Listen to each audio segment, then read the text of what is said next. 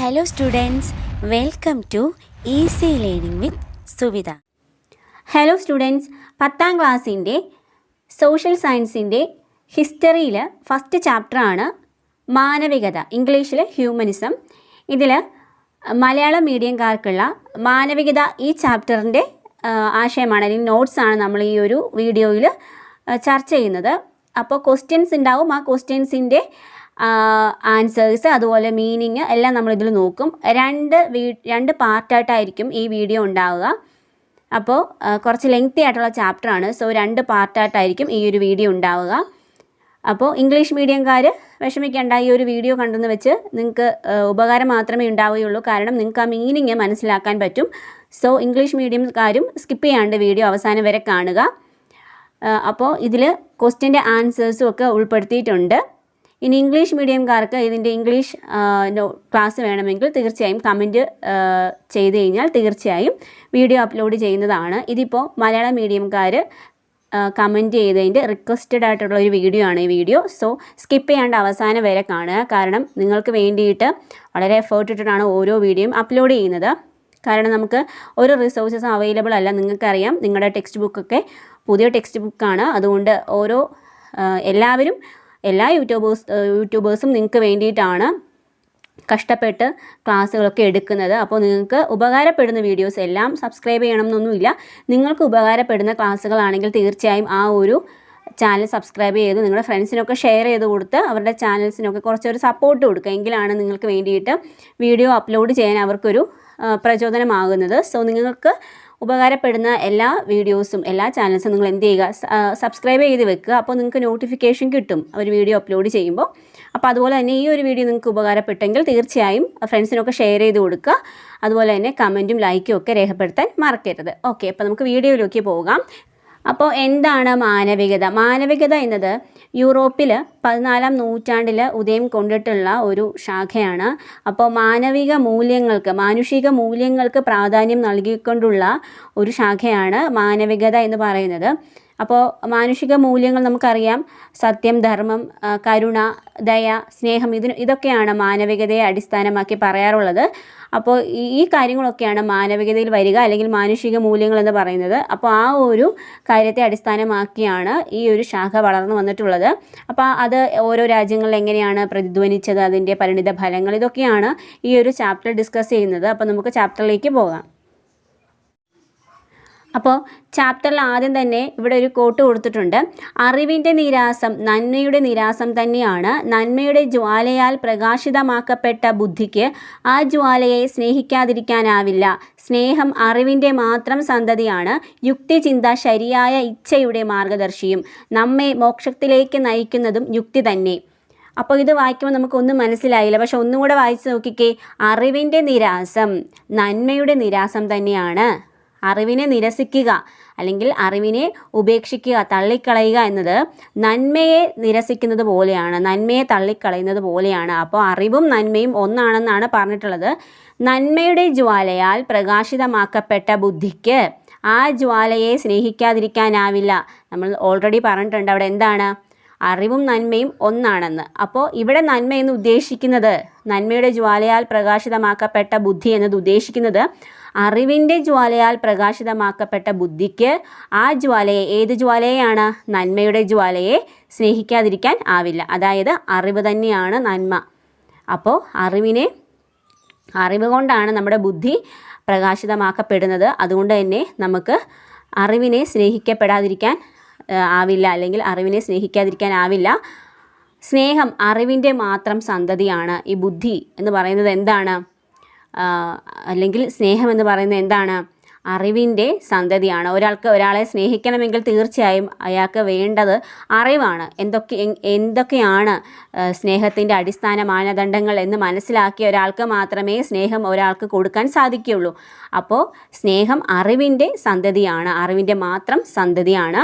യുക്തിചിന്ത ശരിയായ ഇച്ഛയുടെ മാർഗദർശിയും. യുക്തിചിന്ത എന്നത് എന്താണ് നമുക്കറിയാം. എല്ലാ കാര്യങ്ങളെയും കാര്യകാരണ സഹിതം വിശകലനം ചെയ്യുന്ന ഒരു തരത്തിലുള്ള ചിന്തയാണ് യുക്തിചിന്ത എന്ന് പറയുന്നത്. എല്ലാ കാര്യങ്ങൾക്കും ഒരു കാരണം വേണം, അല്ലെങ്കിൽ അതിൻ്റെ പ്രത്യാഘാതം എന്താണ്, ഇതൊക്കെ കൃത്യമായി വിശകലനം ചെയ്യുന്ന തരത്തിലുള്ള ചിന്തയാണ് യുക്തിചിന്ത. അപ്പോൾ യുക്തിചിന്ത എന്നത് ശരിയായ ഇച്ഛയുടെ മാർഗദർശിയാണെന്നാണ് പറഞ്ഞിട്ടുള്ളത്.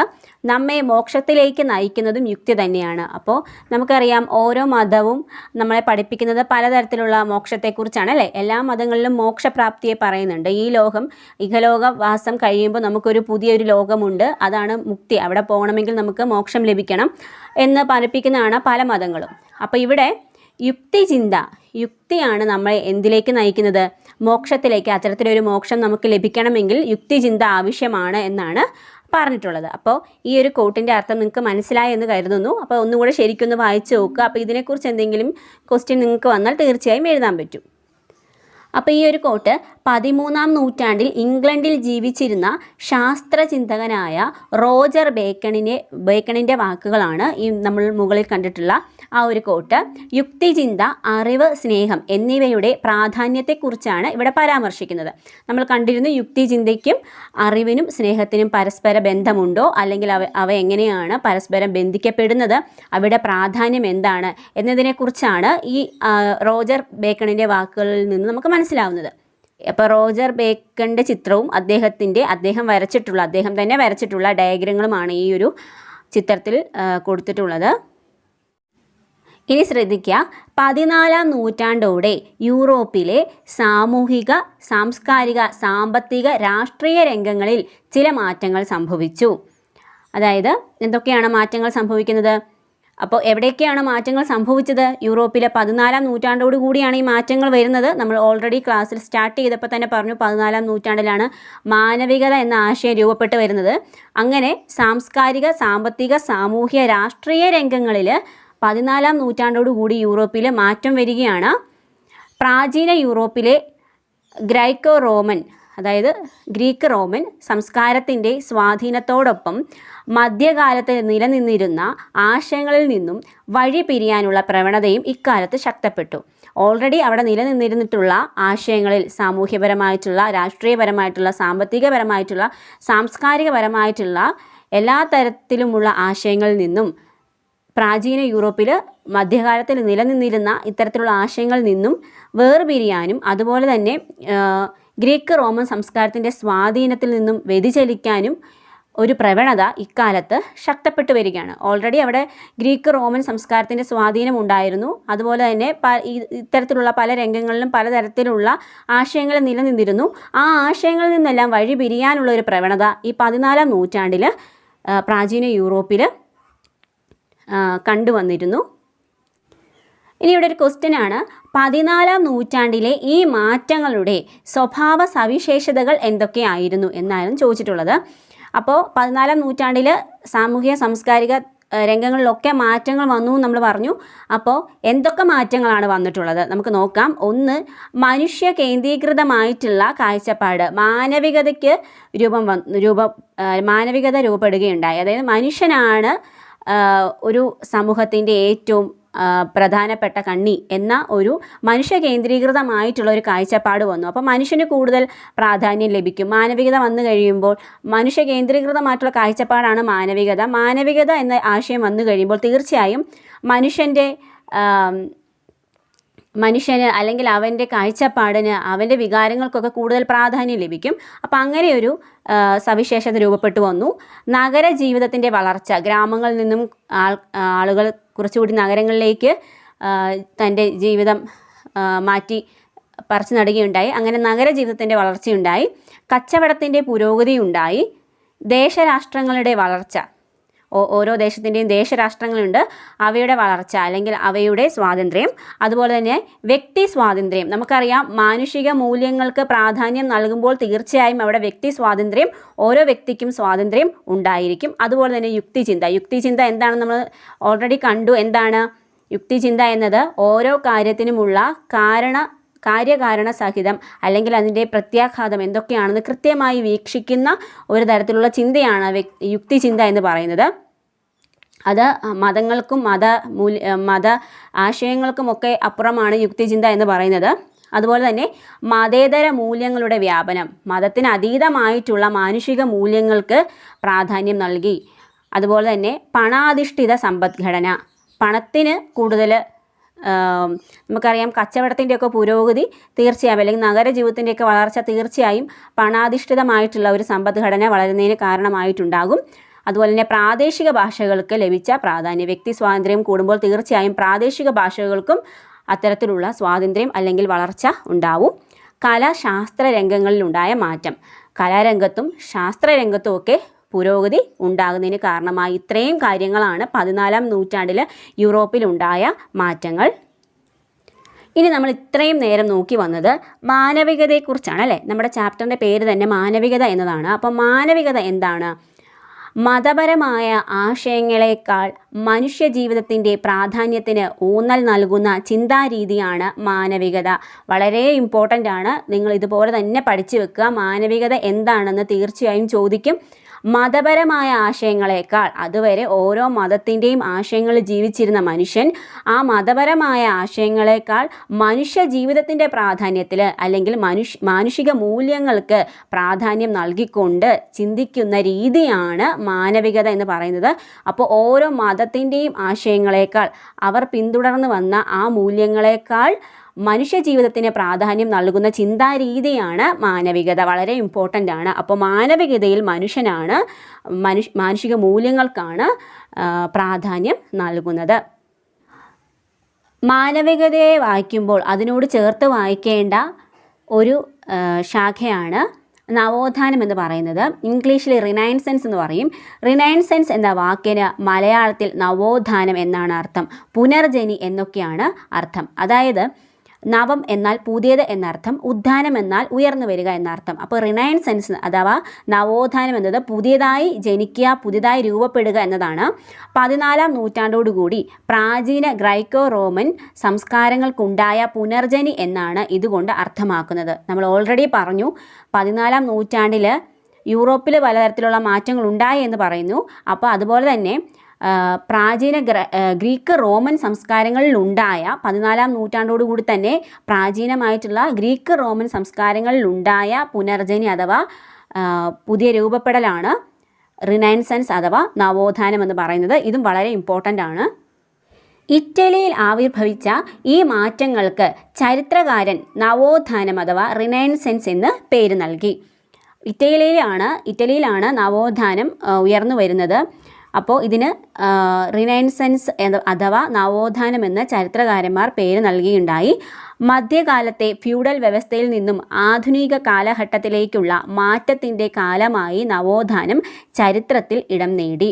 അതായത് മധ്യകാലത്ത് ഫ്യൂഡൽ വ്യവസ്ഥയാണ് നിലനിന്നിരുന്നത്. അതായത് താഴെത്തട്ടിലുള്ളവർ അങ്ങനെ സമൂഹം പല തട്ടുകളായിട്ട് ഫ്യൂഡൽ വ്യവസ്ഥിതിയുടെ കീഴിലാണ് ജീവിച്ചിരുന്നത് മനുഷ്യർ.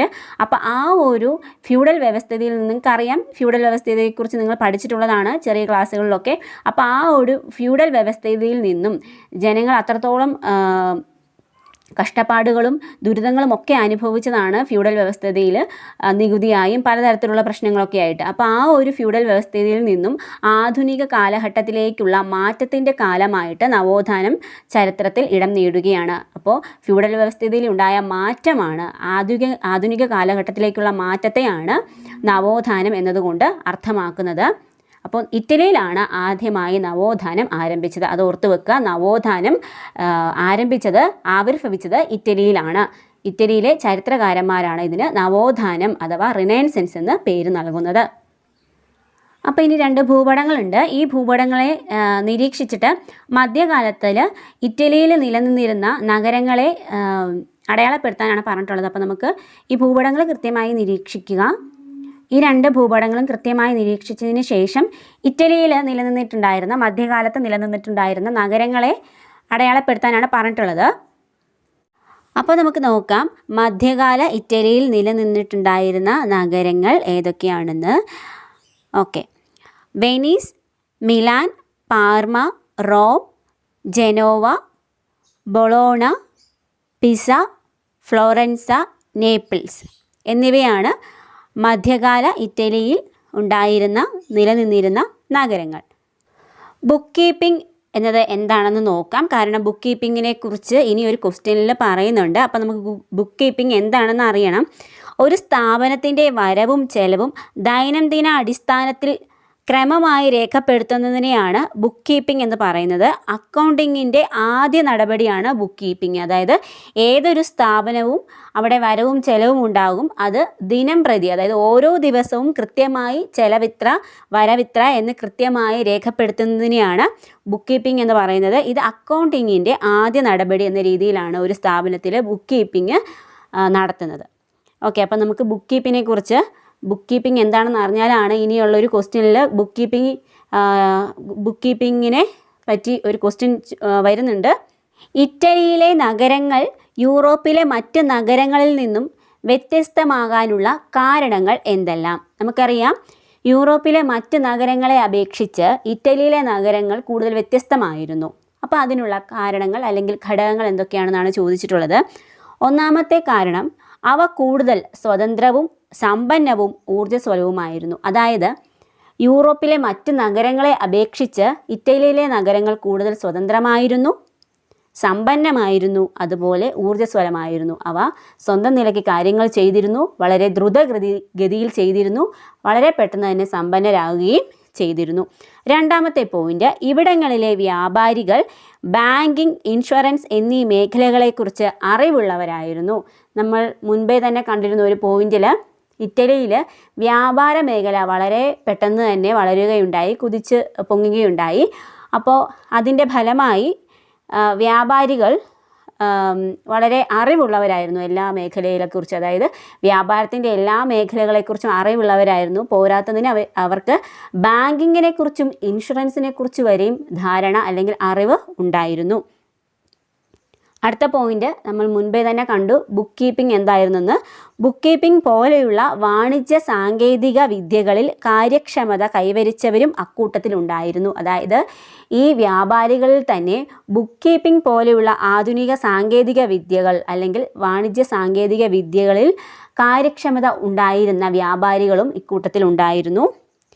അവരിൽ തന്നെ നിരവധി പേർ വാണിജ്യത്തിലൂടെ അതിസമ്പന്നരായി മാറുകയും ചെയ്തു. ഈ വ്യാപാരികളിൽ നിരവധി പേർ ഈ ഒരു വാണിജ്യത്തിലൂടെ മാത്രം അതിസമ്പന്നരായി മാറുകയും ചെയ്തു. അടുത്ത പോയിന്റ്, വാണിജ്യവൽക്കരണം മധ്യകാല ഫ്യൂഡൽ വ്യവസ്ഥയുടെ തകർച്ചയ്ക്കും മതമേധാവിത്വത്തിൻ്റെ ശക്തി ക്ഷയിക്കുന്നതിനും കാരണമായി. അതായത് ഈ വാണിജ്യം, അതായത് കച്ചവട മേഖല വളരെ പെട്ടെന്ന് തന്നെ വളരുകയുണ്ടായി. അങ്ങനെ വാണിജ്യവൽക്കരണം സംഭവിക്കുന്നു. അങ്ങനെ കച്ചവട മേഖലയുടെ അല്ലെങ്കിൽ വാണിജ്യ മേഖല കൂടുതൽ വളരുന്നതോടുകൂടി മധ്യകാലത്ത് ഉണ്ടായിരുന്ന ഫ്യൂഡൽ വ്യവസ്ഥിതിക്കും അവയുടെ തകർച്ചയ്ക്കും അതുപോലെ മതപ്രഭുക്കന്മാർക്കൊക്കെ മതമേധാവികൾക്കൊക്കെ വളരെയധികം പ്രാധാന്യമുണ്ടായിരുന്ന ഒരു കാലഘട്ടമായിരുന്നു. ആ ഒരു മതമേധാവിത്വത്തിൻ്റെ ശക്തി പൂർണ്ണമായി ക്ഷയിക്കുന്നതിനും കാരണമായി. ഇങ്ങനെ അതായത് ജനങ്ങൾക്ക് മേലുണ്ടായിരുന്ന രണ്ട് തരത്തിലുള്ള അധീശത്വമായിരുന്നു ഈ ഒരു ഫ്യൂഡൽ വ്യവസ്ഥിതിയും അതുപോലെ മതമേധാവിത്വവും. ഇത് രണ്ടിൻ്റെയും ശക്തി ക്ഷയിക്കുന്നതിന് കാരണമായി. ഇത് സമ്പന്നരായ ഒരു വിഭാഗത്തിൻ്റെ ഉയർച്ചയ്ക്കും ആധിപത്യത്തിനും കാരണമായി. അതായത് ഫ്യൂഡൽ വ്യവസ്ഥിതി തകരുകയും മതമേധാവിത്വത്തിൻ്റെ ശക്തി ക്ഷയിക്കുകയും ചെയ്തതോടുകൂടി സമ്പന്നരായി, അതായത് വാണിജ്യത്തിലൂടെ സമ്പന്നരായി വന്നിരുന്ന ഒരു വിഭാഗത്തിൻ്റെ ഉയർച്ചയ്ക്കത് കാരണമായി. അവരുടെ ആധിപത്യം തുടങ്ങുന്നതിന് കാരണമായി തീരുകയും ചെയ്തു. അതായത് പണത്തിലൂടെയുള്ള ആധിപത്യം, സമ്പത്തിലൂടെയുള്ള ആധിപത്യത്തിന് തുടക്കം കുറിക്കുകയും ചെയ്യുന്നു. വാണിജ്യ പുരോഗതിയുടെ ഫലമായി ഇറ്റലിയിൽ നിരവധി സമ്പന്ന കുടുംബങ്ങൾ ഉയർന്നു വന്നു. നമ്മൾ മുമ്പേ തന്നെ കണ്ടിരുന്നു, വാണിജ്യത്തിലൂടെ ഒരുപാട് പേര് സമ്പന്നരായി എന്ന്. അതുകൊണ്ട് തന്നെ വാണിജ്യ പുരോഗതി ഉണ്ടാകുമ്പോൾ അതിൻ്റെ ഫലമായി ഇറ്റലിയിൽ നിരവധി പേർ സമ്പന്ന കുടുംബങ്ങളായി. താഴെത്തട്ടിലുണ്ടായിരുന്ന പല വ്യാപാരികളും സാധാരണക്കാരും ഒക്കെ സമ്പന്നരായി ഉയർന്നു വരുന്നതിന് കാരണമായി. അടുത്ത പോയിന്റ്, ഇവർ രാഷ്ട്രീയ അധികാരത്തിൻ്റെ ഒരു പങ്ക് ആവശ്യപ്പെട്ടു. തീർച്ചയായും ഇവർ പ്രബല ശക്തിയായി വളർന്നു വരുമ്പോൾ തന്നെ രാഷ്ട്രീയ കാര്യങ്ങളിലും കൂടെ അല്ലെങ്കിൽ ഭരണകാര്യങ്ങളിലും തങ്ങൾക്ക് ആധിപത്യം വേണമെന്ന് തീർച്ചയായും ആവശ്യപ്പെടും. അങ്ങനെ അവർ രാഷ്ട്രീയ അധികാരത്തിൻ്റെ ഒരു പങ്ക് ആവശ്യപ്പെടുന്നു.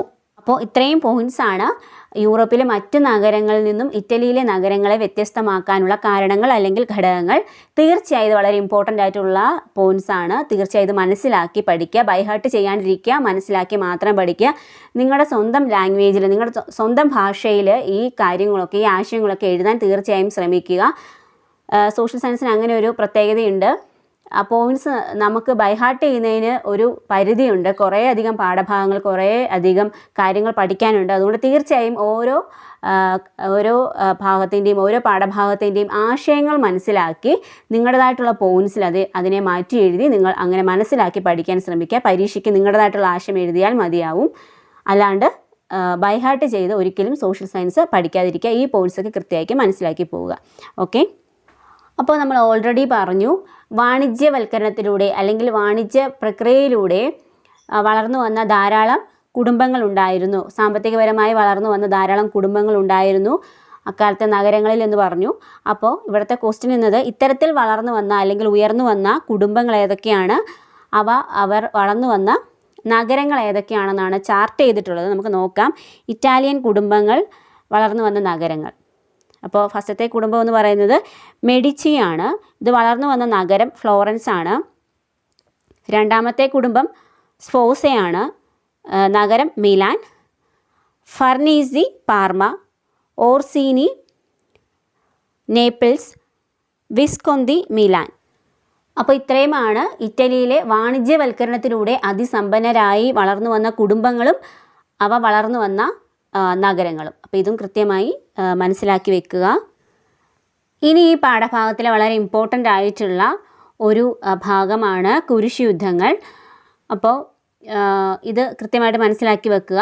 വിശുദ്ധ നാടായി കരുതപ്പെടുന്ന ജെറുസലേമിനായി ഇസ്ലാം മതവിശ്വാസികളും ക്രൈസ്തവരും തമ്മിൽ നടന്ന യുദ്ധങ്ങളാണ് കുരിശ് യുദ്ധങ്ങൾ. ഏഷ്യയുടെയും യൂറോപ്പിൻ്റെയും രാഷ്ട്രീയ, സാമൂഹ്യ, സാമ്പത്തിക ജീവിതത്തിൽ ഇത് നിർണായക സ്വാധീനം ചെലുത്തി. CE 11-ാം നൂറ്റാണ്ട് മുതൽ 13-ാം നൂറ്റാണ്ട് വരെ ആയിരുന്നു ഇതിൻ്റെ കാലഘട്ടം. അപ്പോൾ ശ്രദ്ധിക്കുക, ഇപ്പോൾ ക്രൈസ്തവ വിശ്വാസികളുടെ വിശുദ്ധ നാടായി കരുതപ്പെടുന്ന ജെറുസലേമിനായിട്ട് CE 11-ാം നൂറ്റാണ്ട് മുതൽ 13-ാം നൂറ്റാണ്ട് വരെ ഇസ്ലാം മതവിശ്വാസികളും അതുപോലെ തന്നെ ക്രൈസ്തവരും കൂടി തമ്മിൽ യുദ്ധം നടന്നു. അത്രയും കാലഘട്ടം അവർ തമ്മിൽ യുദ്ധം നടന്നു. ഇതിനെയാണ് കുരിശ് യുദ്ധങ്ങൾ എന്ന് പറയുന്നത്. ഈ കുരിശ് യുദ്ധങ്ങൾ ഏഷ്യയുടെയും അതുപോലെ തന്നെ യൂറോപ്പിൻ്റെയും രാഷ്ട്രീയ, സാമൂഹ്യ, സാമ്പത്തിക ജീവിതത്തിൽ വളരെയധികം നിർണായകമായിട്ടുള്ള സ്വാധീനം ചെലുത്തിയിട്ടുണ്ട്. ഇറ്റാലിയൻ നഗരങ്ങൾ മറ്റ് യൂറോപ്യൻ നഗരങ്ങളെ അപേക്ഷിച്ച് കൂടുതൽ സമ്പന്നമായിരുന്നു. ഇതിലേക്ക് നയിച്ച സാഹചര്യം വിശദീകരിക്കാനാണ് പറഞ്ഞിട്ടുള്ളത്. അപ്പോൾ ആദ്യത്തെ ക്വസ്റ്റ്യൻ്റെ മീനിങ് നിങ്ങൾക്ക് മനസ്സിലായെന്ന് കരുതുന്നു. ഇതുപോലൊരു ക്വസ്റ്റ്യൻ നമ്മൾ കണ്ടതാണ്. അപ്പോൾ ഇവിടെ സമ്പന്നമായിരുന്നു, അതിൻ്റെ കാരണം എന്താണെന്നാണ് ചോദിച്ചിട്ടുള്ളത്. ഒന്നാമത്തെ ആൻസർ എന്ന് പറയുന്നത് മധ്യകാലത്ത് നടന്ന കുരിശ് യുദ്ധങ്ങൾ കിഴക്കും പടിഞ്ഞാറും തമ്മിലുള്ള സാംസ്കാരിക വിനിമയത്തിന് വഴിതെളിച്ചു. മധ്യകാലത്ത് കുരിശ് യുദ്ധങ്ങൾ നടന്നു എന്ന് നമ്മൾ പറഞ്ഞു. ഇത് കിഴക്ക് പ്രദേശവും പടിഞ്ഞാറ് പ്രദേശവും തമ്മിലുള്ള സാംസ്കാരിക വിനിമയത്തിന് കാരണമായി. അതുപോലെ തന്നെ രണ്ടാമത്തെ പോയിന്റ്, കിഴക്കൻ ലോകത്തെ സംസ്കാരങ്ങൾ, നഗരങ്ങൾ, അവിടങ്ങളിലെ ജനജീവിതം തുടങ്ങിയവയുമായി ഇറ്റാലിയൻ നഗരങ്ങൾ പരിചയത്തിലായി. അപ്പോൾ ഈ ഇറ്റലിയിൽ സാമ്പത്തികം അല്ലെങ്കിൽ സമ്പദ് വ്യവസ്ഥ വളരുന്നതിന് കാരണമായത് കിഴക്കൻ ലോകത്തെ സംസ്കാരങ്ങളുമായി അവർ ഇടപഴകിയത് കൊണ്ടാണ്. അപ്പോൾ അവിടുത്തെ നഗരങ്ങൾ, അവിടുത്തെ ജനജീവിതം തുടങ്ങിയവയുമായിട്ടുള്ള ഇറ്റാലിയൻ നഗരങ്ങളിലെ ജനങ്ങളുടെ ആ ഇടപഴകലാണ് അവരുടെ സമ്പദ് വ്യവസ്ഥ അല്ലെങ്കിൽ അവരുടെ ആ സാമ്പത്തിക ഭദ്രത വളരുന്നതിന് രണ്ടാമത്തെ കാരണമായി മാറിയത്. മൂന്നാമത്തെ പോയിന്റ്, ഈ കിഴക്കൻ ലോകങ്ങളുമായിട്ടുള്ള ഇറ്റലിയുടെ അല്ലെങ്കിൽ ഇറ്റാലിയൻ നഗരങ്ങളുടെ ഇടപഴകൽ അവരുടെ നഗരങ്ങൾക്ക് വളർച്ചയ്ക്ക് തോതുകൂട്ടി, അവരുടെ നഗരങ്ങളുടെ വളർച്ചയ്ക്ക് തോതുകൂട്ടുന്നതിന് കാരണമായി, അല്ലെങ്കിൽ നഗര വളർച്ചയുടെ വേഗത വർദ്ധിപ്പിച്ചു എന്ന് വേണം പറയാൻ. അടുത്ത പോയിന്റ്, ഇസ്ലാമിക സാമ്രാജ്യം ബൈസന്റൻ കിഴക്കൻ റോമനാണ്. ഈ ബൈസന്റൻ സാമ്രാജ്യം എന്നിവയുമായി സ്ഥാപിച്ച വാണിജ്യ ബന്ധത്തിലൂടെ വൻതോതിൽ സമ്പത്ത് ഇറ്റാലിയൻ നഗരങ്ങളിലേക്ക് ഒഴുകി. അപ്പോൾ ഇസ്ലാമിക സാമ്രാജ്യം അതുപോലെ തന്നെ ബൈസന്റൻ, ഇത് കിഴക്ക് റോമനാണ്, എന്നീ സാമ്രാജ്യങ്ങളുമായി ഇറ്റാലിയൻ നഗരങ്ങൾ ഒരു വാണിജ്യ ബന്ധത്തിൽ ഏർപ്പെട്ടിരുന്നു. ഈ വാണിജ്യ ബന്ധം ഇറ്റാലിയൻ നഗരങ്ങളിലേക്ക് വൻതോതിൽ സമ്പത്ത് ഒഴുകുന്നതിന് കാരണമായി. അതുപോലെ തന്നെ അടുത്ത പോയിന്റ്, കാലാന്തരത്തിൽ മെഡിറ്ററേനിയൻ പ്രദേശം കേന്ദ്രീകരിച്ച് നിലനിന്നിരുന്ന കിഴക്കും പടിഞ്ഞാറും തമ്മിലുള്ള വാണിജ്യത്തിൻ്റെ കുത്തക ഇറ്റാലിയൻ നഗരങ്ങളിലെ കച്ചവടക്കാരുടെ നിയന്ത്രണത്തിലായി. അതായത് മെഡിറ്ററേനിയൻ പ്രദേശം കേന്ദ്രീകരിച്ച് ഒരു കിഴക്കും പടിഞ്ഞാറും തമ്മിലുള്ള ഒരു വാണിജ്യത്തിൻ്റെ കുത്തകയുണ്ടായിരുന്നു. ഇവ പിന്നീട് പതിയെ കാലാന്തരത്തിൽ ഇറ്റാലിയൻ നഗരങ്ങളിലെ കച്ചവടക്കാരുടെ കൈകളിലായി. ഇതും ഇറ്റലിയിലെ നഗരങ്ങളിൽ അവരുടെ സമ്പത്ത് വ്യവസ്ഥ വളരുന്നതിന് കാരണമായി മാറി. ഇനി വളരെ ഇമ്പോർട്ടൻ്റ് ആയിട്ടുള്ള ഭാഗമാണ് ബ്ലാക്ക് ഡെത്ത്. ഓക്കെ, 1347 1351 ഇടയിൽ യൂറോപ്പിനെ തകർത്തെറിഞ്ഞ പ്ലേഗ് എന്ന മഹാമാരിയെയാണ് ബ്ലാക്ക് ഡെത്ത് എന്ന് വിശേഷിപ്പിക്കുന്നത്. രോഗം ബാധിച്ചവരുടെ ശരീരത്തിൽ കറുത്ത കുമിളകൾ രൂപപ്പെട്ടിരുന്നു. ഇതിനാലാണ് ഈ ദുരന്തം കറുത്ത മരണം എന്ന് അറിയപ്പെടുന്നത്. വാണിജ്യത്തിനായി വന്ന കപ്പലുകളിലൂടെ എത്തിയ എലികളിലെ ചെള്ള് വഴിയാണ് യൂറോപ്പിൽ പ്ലേഗ് അഥവാ ബ്ലാക്ക് ഡെത്ത് അഥവാ കറുത്ത മരണം പടർന്ന് പിടിച്ചത്. അപ്പോൾ ഇത് കൃത്യമായിട്ട് മനസ്സിലാക്കുക ബ്ലാക്ക് ഡെത്ത് എന്താണെന്ന്. ബ്ലാക്ക് ഡെത്ത് ബ്യൂബോണിക് പ്ലേഗ് എന്നാണ് ഇതിനറിയപ്പെടുന്നത്.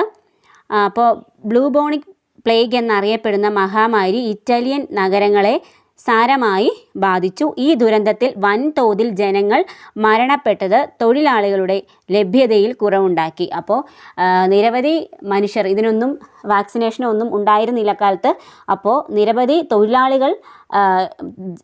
ജനങ്ങൾ മരിക്കുന്നതിനോടൊപ്പം തന്നെ തൊഴിലാളികൾ അവരുടെ ദൗർലഭ്യമുണ്ട്. കാരണം ജനങ്ങൾ ഒരു തരത്തിലുള്ള ചികിത്സാ സംവിധാനവും ഇല്ലാതെ മരണപ്പെടുകയാണ്. അപ്പോൾ തീർച്ചയായും തൊഴിലാളികളുടെ ദൗർലഭ്യത ഉണ്ടാകും. 14-ാം നൂറ്റാണ്ടിൽ പൊട്ടിപ്പുറപ്പെട്ട പ്ലേഗ് യൂറോപ്പിൻ്റെ വിവിധ മേഖലകളിൽ ഉണ്ടാക്കിയ മാറ്റങ്ങൾ ചർച്ച ചെയ്യാനാണ് പറഞ്ഞിട്ടുള്ളത്. അപ്പോൾ നമ്മൾ പറഞ്ഞു വളരെ വലിയ ഒരു മഹാമാരിയായിരുന്നു പ്ലേഗ് എന്ന്. ചികിത്സാ സംവിധാനങ്ങൾ പോലും നിഷ്ഫലമാക്കിക്കൊണ്ടാണ് പ്ലേഗ് പടർന്നു പിടിക്കുകയും നിരവധി പേർ മരിക്കുന്നതിനും കാരണമായത്. അപ്പോൾ അതിൻ്റെ പ്രത്യാഘാതങ്ങൾ അല്ലെങ്കിൽ മാറ്റങ്ങൾ എന്തൊക്കെയാണ്, യൂറോപ്പിൽ ഉണ്ടാക്കിയ മാറ്റങ്ങൾ എന്തൊക്കെയാണെന്നാണ് ചോദിച്ചിട്ടുള്ളത്. ഒന്നാമത്തെ പോയിന്റ്, കാർഷിക മേഖലയെ ആശ്രയിച്ച് നിലനിന്നിരുന്ന മധ്യകാല ഫ്യൂഡൽ വ്യവസ്ഥയുടെ തകർച്ചയ്ക്കും വാണിജ്യ കേന്ദ്രീകൃതമായ ഒരു മധ്യവർഗത്തിൻ്റെ വളർച്ചയ്ക്കും വഴിയൊരുക്കി. അതായത് കാർഷിക മേഖലയെ അടിസ്ഥാനമാക്കിയാണ് മധ്യകാലത്ത് ഫ്യൂഡൽ വ്യവസ്ഥ നിലനിന്നിരുന്നത്. തൊഴിലാളികൾ അവരെ നിയന്ത്രിക്കുന്ന മുതലാളിമാർ, അത് കാർഷിക വൃത്തി അല്ലെങ്കിൽ അഗ്രികൾച്ചർ ആ ഒരു മേഖലയെ അടിസ്ഥാനമാക്കി ഉണ്ടായിരുന്നതാണ്. ആ ഒരു വ്യവസ്ഥ ഇല്ലാതാക്കുന്നതിന് അല്ലെങ്കിൽ തകർന്നു പോകുന്നതിന് കാരണമായി. കാരണം തൊഴിലാളികളില്ലെങ്കിൽ തീർച്ചയായും ആ ദൗർലഭ്യം കൃഷിയെ ബാധിക്കും. അങ്ങനെ ആ ഒരു ഫ്യൂഡൽ വ്യവസ്ഥ തന്നെ തകരുന്നതിന് കാരണമായി. ഈ തകർച്ച എന്തിന് വഴിയൊരുക്കി? വാണിജ്യ കേന്ദ്രീകൃതമായ ഒരു മധ്യവർഗത്തിൻ്റെ വളർച്ചയ്ക്ക് കാരണമായി. കാരണം കൃഷിയില്ല, കാർഷിക വൃത്തിയില്ല, കാർഷിക മേഖലയില്ല. അപ്പോൾ തന്നെ പിന്നീട് വളർന്നു വരുന്നത് വാണിജ്യ മേഖലയായിരിക്കും. ആ വാണിജ്യ കേന്ദ്രീകൃതമായിട്ടുള്ള ഒരു മധ്യവർഗം, അപ്പം വാണിജ്യ മേഖലയെ നിയന്ത്രിക്കുന്ന ഒരു മധ്യവർഗം, സമ്പന്നരായ ഒരു മധ്യവർഗം, അവരുടെ വളർച്ചയ്ക്ക് കാരണമായി.